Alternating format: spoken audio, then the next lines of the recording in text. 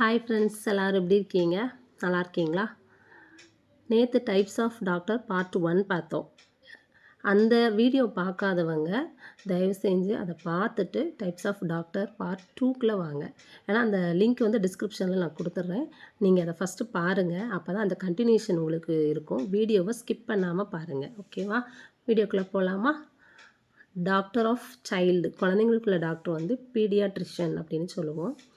Doctor of kidney வந்து நெஃப்ராலஜிஸ்ட்டு, kidney சம்மந்தப்பட்ட நோய்களுக்கு பார்க்கக்கூடியவங்க வந்து நெஃப்ராலஜிஸ்ட்டுன்னு சொல்லுவோம். டாக்டர் ஆஃப் கேன்சர், கேன்சருக்கு தெரியல, அவங்க வந்து ஆன்காலஜிஸ்ட் அப்படின்னு சொல்லுவோம். டாக்டர் ஆஃப் மைண்டு, அதாவது மன அழுத்தத்தில் இருப்பாங்கள்ல, மனசோர்வில் இந்த மாதிரி இருப்பாங்க, டிப்ரெஷனில் இருப்பாங்க, அவங்களுக்கு பார்க்கக்கூடிய டாக்டர் வந்து சைக்காட்ரிஸ்ட் அப்படின்னு சொல்லுவோம்.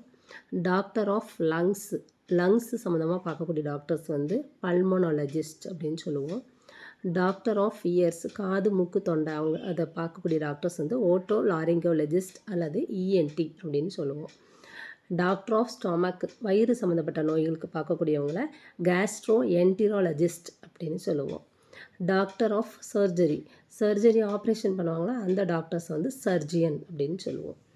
டாக்டர் ஆஃப் லிவர், லிவருக்கு சம்மந்தப்பட்ட டாக்டர் வந்து ஹெப்பட்டாலஜிஸ்ட் அப்படின்னு சொல்லுவோம். டாக்டர் ஆஃப் டீத், பல் சம்மந்தப்பட்ட டாக்டர் வந்து பார்க்கக்கூடிய நோய்களுக்கு பார்க்கக்கூடிய இவங்களோட டாக்டர் வந்து டென்டிஸ்ட் அப்படின்னு சொல்லுவோம். டாக்டர் ஆஃப் அனிமல்ஸ், விலங்குகளுக்கு பார்க்கக்கூடிய டாக்டர் வந்து வெட்ரினரியன்னு சொல்லுவோம். இது போன்ற மேலும் தகவலுக்கு நம்மளுடைய சேனலை சப்ஸ்கிரைப் பண்ணுங்கள், லைக் பண்ணுங்கள், ஷேர் பண்ணுங்கள், கமெண்ட் பண்ணுங்கள். தேங்க்யூ.